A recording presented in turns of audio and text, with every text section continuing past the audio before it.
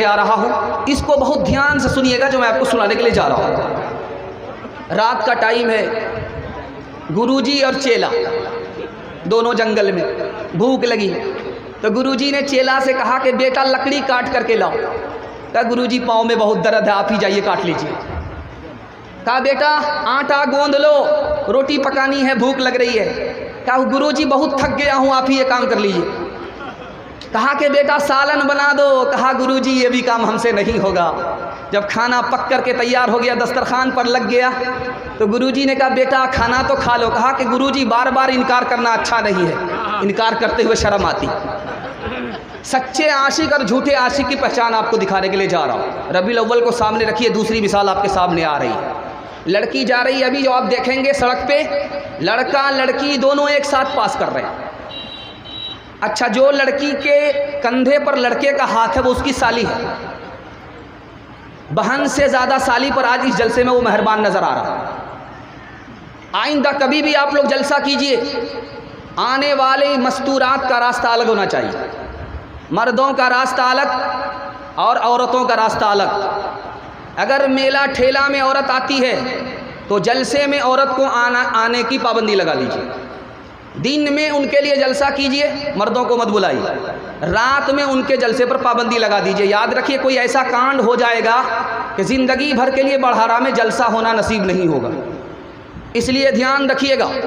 दौलत जाती है चली आती है, दौलत जाती है चली आती है। दादा से गई है पोता के पास आएगी, नाना से गई है नवासे के पास आएगी, लेकिन जब माँ बहन की आबरू जाएगी तो कभी लौट करके नहीं आएगी। इसलिए बहुत ध्यान रखिएगा। आइंदा पैगाम देने के लिए जा रहा हूँ, ध्यान से सुनिएगा। लड़की जा रही है, लड़की जा रही है, पीछे उसके लड़का जा रहा है। लड़की ने पलट करके पूछा तुम मेरे पीछे क्यों आ रहे हो?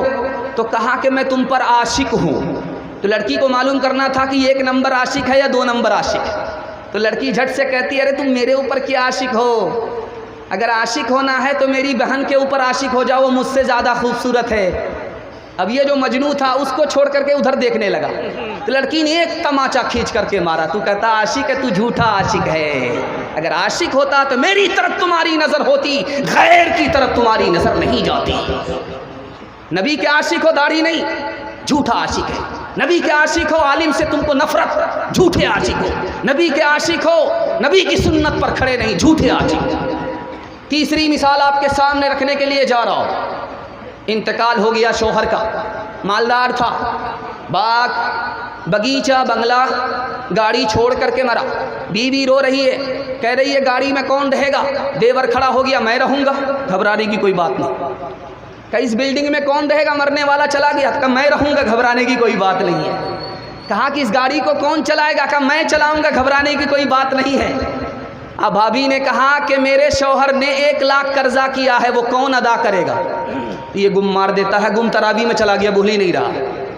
तो भाभी ने कहा ओ मतलब के लिए तो हाँ हाँ करते थे, और जिम्मेदारी पूरी करने के लिए नाना जुलूस निकालना है, झंडा निकालना है, यहाँ से वहाँ डीजे से लोगों के कान के ताले फाड़ देना।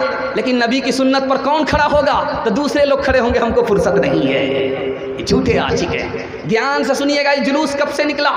नबी सल्लल्लाहु अलैहि वसल्लम की हिजरत के 600 साल तक कोई जुलूस नहीं निकला। रबीउल अव्वल में कोई जुलूस नहीं निकला। 600 साल गुजर गए, कोई जुलूस नहीं निकला। जब 7वीं सदी आई, 700 साल के बाद एक रियाकार बादशाह गुजरा, मूसिल शहर का बादशाह गुजरा। उसने जुलूस निकाला ताकि लोग इसके बहाने से वोट देंगे और मैं सत्ते में रहूँगा। इस सियासत से उसने रबीउल अव्वल का जुलूस निकाला। हज़रत अबू हुरैरा रज़ी अल्लाह अन्हु फरमाते जिस दिन नबी हिजरत करके मदीना आए थे तो मदीना रोशन नज़र आ रहा था। जिस दिन नबी मदीना छोड़ करके गए, मदीना चारों तरफ से तारीक नज़र आ रहा था। 12 रबीउल अव्वल में हमारे नबी ने दुनिया को छोड़ा। अब जश्न मनाना चाहिए या सोग मनाना चाहिए? सोग मनाने का हुक्म नहीं है, जश्न मनाने की इजाज़त नहीं है। ईद में तो इजाज़त है, बकरीद में इजाज़त है, विलादत में इजाज़त नहीं है। इंशाअल्लाह नबी की सुन्नत को दांत से पकड़ेंगे, जश्न नहीं मनाएंगे, अपनी ज़िंदगी का जायज़ा लेंगे।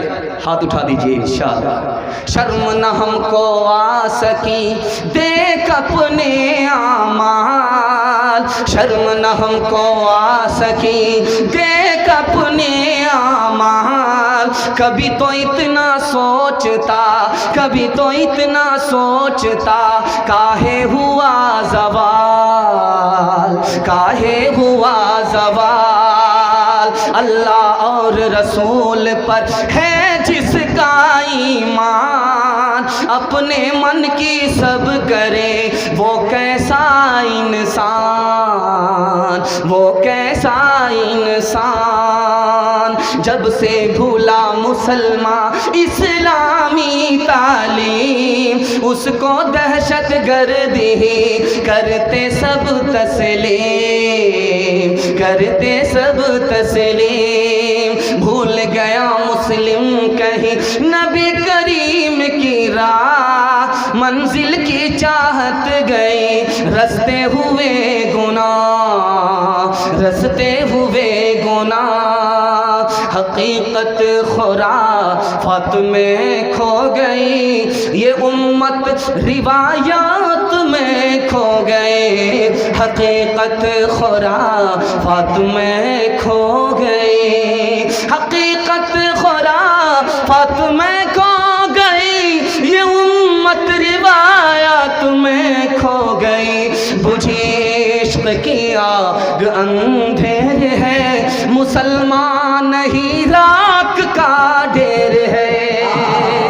इंशाअल्लाह बीवी से पूछ करके दाढ़ी रखेंगे, हाथ उठा दीजिए, जरा ध्यान रखिएगा। 7 खून आपका माफ है, उसके बाद तो हम आपका जनाजा ही पढ़ेंगे, ये पसीना बहता रहेगा। तीसरा पैगाम आ रहा तेज़ी के साथ।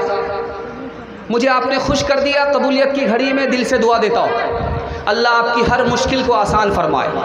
मैं तो समझता हूँ, यकीन से कह सकता हूँ, यहाँ जितने लोग खड़े हैं ये सारे लोग पेशाब पखाना को रोक करके खड़े हैं, सबको तकाजा है। और वो बेचारे दुकान वाले तो बद्दुआ देते होंगे, कौन से मुकर्री कौन से शायर को बुला लिया है कि हमारी तो हवा खटिया ही खड़ी हो गई। सारा मजमा इधर आ गया है। दिल से दुआ देता हूँ, अल्लाह आपके जवान बेटे को कामयाब करे, जवान बेटी के लिए अल्लाह गैब से रिश्ते का और जोड़े का इंतज़ाम फरमाए। आमीन बोलिए। कबूलियत की घड़ी है। तीसरा पैगाम लेकर के आ रहा हूँ, जो खुदा के घर को आबाद नहीं करेगा अल्लाह उसके घर को बर्बाद कर देगा। पैगाम से रहा हूँ, ध्यान से सुनिएगा। अल्लाह के रसूल ने देखा मस्जिद में आज़ान हो गई, लेकिन मस्जिद का पड़ोसी आज़ान सुन करके नहीं आया। अल्लाह के रसूल ने कहा कि मेरा दिल चाहता है कि उन तमाम लोगों के घर में आग लगा दूं जिन्होंने अपने कान से आज़ान की सदा सुनी और मस्जिद को नहीं आए। अल्लाह के रसूल ने फरमाया, जिस ज़माने में देख लो कि मस्जिद तो आबाद है, सजदा नहीं हो रहा है, समझ जाओ क़यामत शुरू हो गई। जिस दौर में देखो कि मस्जिद में लोग खामोश नहीं हैं, बोलते हैं, दुनिया की बात करते हैं, समझ जाओ क़यामत शुरू हो गई।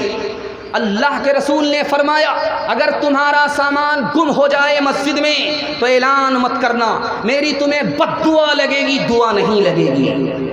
हालत देखा रहा हूँ मस्जिद की। जमात वाले बेचारे मस्जिद को आबाद करने के लिए घर को छोड़ा और अपना खर्चा लेकर के वो आए मस्जिद में। उसे पता नहीं था कि ये सुन्नी की मस्जिद है या 24 नंबर की मस्जिद है, वहाबी की मस्जिद है। वहाबी की मस्जिद ना समझते हुए सुन्नी, वहाबी की मस्जिद समझते हुए सुन्नी की मस्जिद में जैसे ही जाता है, ऐलान करता है इमाम, ऐलान करता है मौज़िन, इन कुत्तों को जल्दी से बाहर निकालो, इसने अल्लाह के घर को नापाक कर दिया। ओ झूठे आशिक, जो अल्लाह के घर को आबाद करने के लिए, नमाज पढ़ने के लिए आए, वो तुम्हारी निगाह में कुत्ता है, कुत्ते को कुत्ता ही नजर आता है। इंशाअल्लाह चंदे में आगे रहेंगे और सजदे में पीछे रहेंगे, हाथ उठाएंगे। फिर एक आदमी तो हाथ उठा दिया, वो दामाद है, वो हमेशा टेढ़ा ही रहेगा। जरा ध्यान से सुनिएगा। मैं अंधेरों से बचाला या था अपने